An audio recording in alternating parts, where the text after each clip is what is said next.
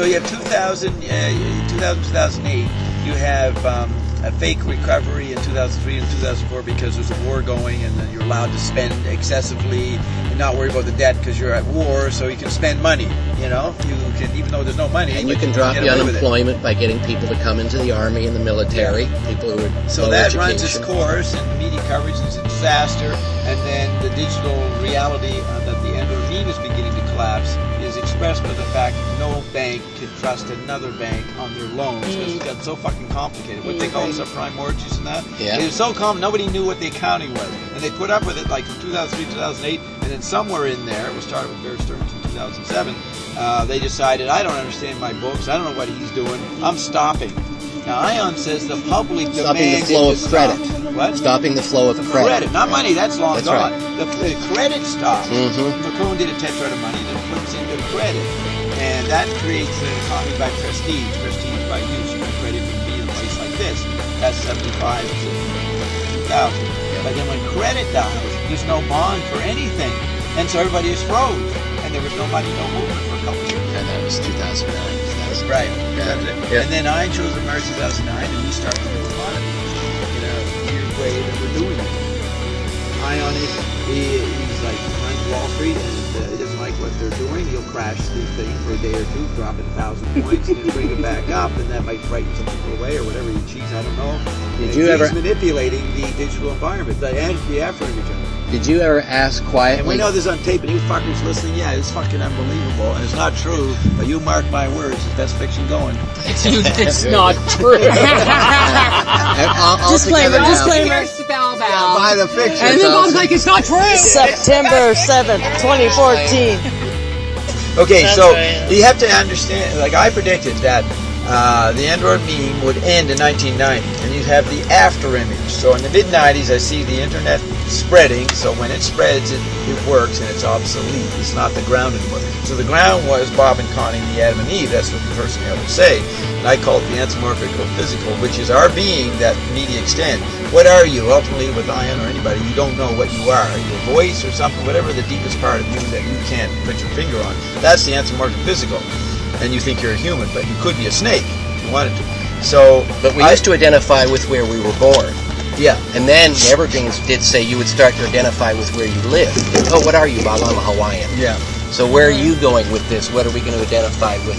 Well, the next phase was what do you do? By the by the 60s, your job, your role was your identity. What do you do? That's what I mean. You meet someone, what do you do? Sure. You know, that's right. the question. I'm an entrepreneur. Now nobody asks what anybody does because they're all fucking competing. They're all spies on each other in information capitalism. I mean, you don't discuss what you do. You complain about Bush or Obamacare. You make public issues as the big currency. Or you default to Republican or. Yeah, I'm a Republican and I don't discuss it. That's right. I'm a Republican, proud of it. You know? Or Baptist or a Muslim. I'm an anarchist and proud of it. You know, Peter Lamborn Wilson. You know, I go to their seminars. That's right. I fucking went to everybody, the whole spectrum, and yelled McLuhan shit at them. You know what I mean? That's right. I was talking about that with food last night. Who knows about that? Well, that would be good. So what do you do for a living? Well, I'm a Democrat. Well, yeah, that's right. What do you do? That's political iconography. When TV is obsolete in the 80s and digital's coming, TV becomes archetype. And your iconic image, politically identified, was your ID, was your role. It really is all a big deal. So and you're pro-abortion? Yeah, what do? I'm pro-abortion. Exactly. You know, it was a software world where what your hardware did, there was not much of that left. So your software image is your ID and the economy. Is software an effect of secretaries? Or secretaries? No, it's an effect of electricity. Okay. So or secretaries an effect of software? No, software allows secretaries to run the office. Okay. Secretaries. Okay. McLuhan wrote a whole summary of his great book, Take Today, which came out in 1972, which was about power and the mafias and the CIA. He serialized that in Modern Office Procedures magazine. So let me just point out that Sarah's question that didn't seem to be relevant to the conversation leads to Bob opening up a whole other... Her question did? What was her question? About secretary. Oh, yeah. No, you can say anything. We can spiral off. It's like Finnegan's Wake. You know, it's page 353. You know, you can, whatever you say, once you're ascended like me, your mind is at least, you can improvise in any fucking words. Because they vibrate. They echo. They go Chinese. We're all turning Chinese. Okay, what's the big word that you mentioned, Bob? Bob and Connie were anthropomorphic. You want to hear that? Get to know me yet.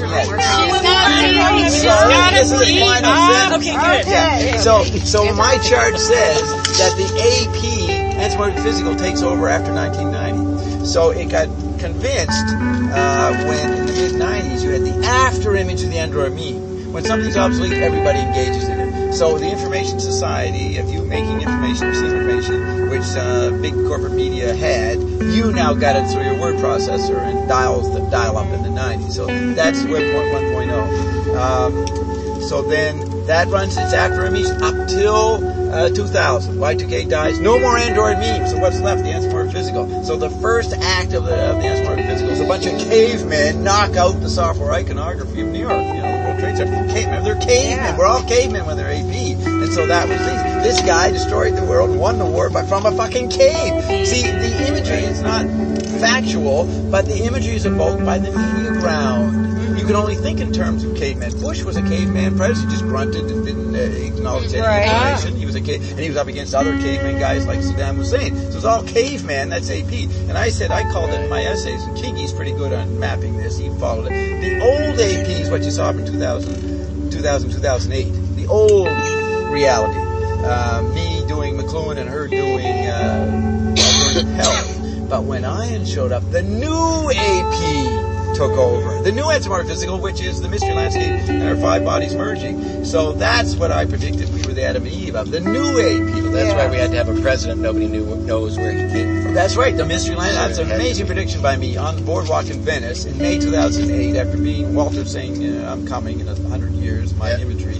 I said to Will, the guy I censored the other day with his Jared Fialka fucking post, Will interviewed me on the Venice, and I said, we have a mystery president coming, and we don't know who he is. And I remember the day before the election, Charlie Rose, I saw a quote, he and some journalists saying, you know, we got this voting going on tomorrow, and I still don't know what Obama stands for. Right. And so the journalists, that's iconographic generalization. Even Charlie Rose said that? They did not understand what he represented or anything. And then they have a president whose main scandal is we don't know where he's born.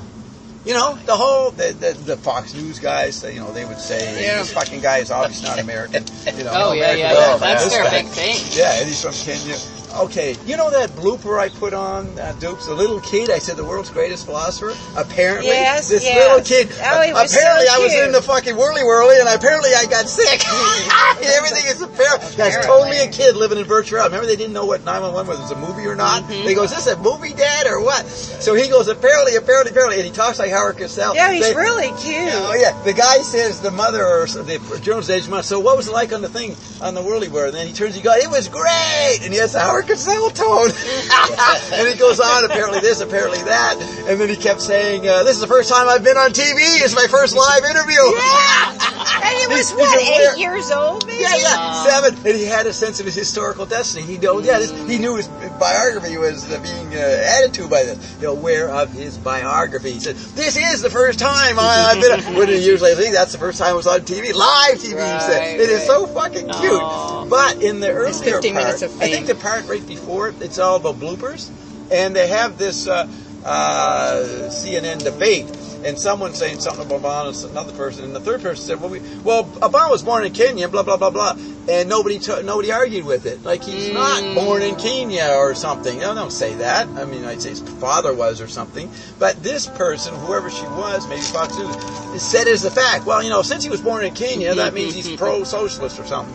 But the blooper was that she said this, nobody objected to it. It's on the record. You look at it on that fucking thing, go before the kid and see the other bloopers on there. Do you remember when the Evergreens were talking about there will be a time when that you won't have to be an American citizen to become a president because they'll just want the best person for the job? I don't remember that particular part, but I remember they're saying the future, all the future's going to be is everybody is judged on their merit. So that's meritocracy. Now here's when I started talking to Evergreens about McLuhan stuff, and then McLuhan came forward, and this is what McLuhan / Evergreen said. that for 200 years the machines were bigger than humans. So humans had to fit into machines. And they predicted this in the late 80s. This is before the internet. Original computers, massive. Yeah. We had to fit into the Leviathan of the analog media. He says, what's coming... So when humans had to fit into machines, humans were fragmented, fitting into the machines. Now with the digital new world, it'll flip so that humans can hop from machine to machine, and the machines will be fragmented, and the humans will be bigger than the machines. Right. Now McLuhan called that dehumanization in the mechanical Charles Dickens era, and in our time, it's superhumanization. So that's been the trend. That's where he predicted the general effect of Web 2.0, where you're king of all media, and you edit and slice and splice your... But people still think they're dehumanized. They still, that's what Fox said. They still in Web 1.0 or even before Web. They still think, they do not see the digital environment. They see the mechanical... And that's where ION comes in and allows us to know that we are super. Our environment made you gods, and we're the astral plane, and we're going to update you. And if we don't take over the cloud, they will. And that's why I can dismiss all that he said for 2 years, updating you to the techno-facts, because Einstein's got another agenda, so that you're not subject to the techno-facts that made you a god by default. Yeah. See, that's interesting. Web 2.0 does allow you to be in multiple places at once, and then here's Ion comes along and said, "Oh no, there's 3 or 4 of you." That's right. Which reinforces. He stretches the definition with the AP of the Anthropomorphic Physical. Anthropomorphic is that putting human characteristics. Yeah. You think that everything is based on you, but if you start to have the ability to be a snake or a horse or another form, then what is your core form? It's not the human form. It can be if you choose it, but it's up and grabs what your core form was. And since we never had a beginning, we don't know which form was first, and there was no first, so all forms are equally candidate of a beginning. And that'd be why you could be a snake. So, and that's what they say in, fourth world Aboriginal cultures, their gurus could do this. They could shift shape-shifting, yeah. And so there it is. You're shape-shifting in Web 2.0. You can have all kinds of masks on your digital persona. So you're technically already a shapeshifter beyond the Aboriginal, but the Aboriginal becomes a retreat fantasy or an image that resonates with the actual shapeshifting you're doing with your multiple bodies. And FaceTime, when you're FaceTiming, you are shapeshifting. So it's not a chemical body experience. No. Shapeshifting is a chip body reality. Yeah. And you can control it. Everything Ian said for 2 years before he left is updating you to, you don't know you're a god, your kid's a god, they're living it, they don't have it defined, they still got to go to church and go to school, but they're actually living God realities, making the words you're speaking, and so he can say, now, I'm going to communicate to the 1%ers because, okay, we've made you aware that the media is ahead of you, and you got to catch up to the media life you're living, your 5 bodies, but now we're going to move you into the hexad, septad, and the octad, and the RNA, and the world of anomalies and spiritual alchemy, which is undescribable, but you just experience it by showing up on Payday or a show, or maybe even Jimmy's show, and you hear Matthew Rose, funky 99% loser, got my time in the old days. He was on this week. I haven't heard it yet. I want to hear that. Good job on him. These guys were all just irritating people in the old days. Matthew come up with his lousy phone and want to talk about the water coming up to 52nd Street, because he lived on 52nd Street. That's all he ever asked about. And is it coming? Is this the week when I get drowned, flooded out? But the day he did call in, which I did put on the show, and from rehab, which was so fucking hilarious. Now he's in rehab. No, remember the day he called in from the clinic. Rehab. He was driving the psychiatrist crazy. And we let him do ION. And you let him do ION. And he answered the question so great. I'm like, oh my God. He didn't know he was rehearsing 99% dogma. See, all the old IONettes, they identify with one of those things. Now, you have to understand, why can ION isolate it? Because he was just bringing you up to date to the techno-fact. As McLuhan said, the highest decibels of consciousness were happening in the 50s with the TV environment. And then it's even more so with the digital world. What do you mean by ION can isolate it? Well, he could cancel everything he said for 2 years and say that's all 99%, because he was just telling you, catching you up to what Bob was describing his chart about the android mean. Okay, but we're not about the android mean, we're about the hexad, not pentad, septad, and octad. So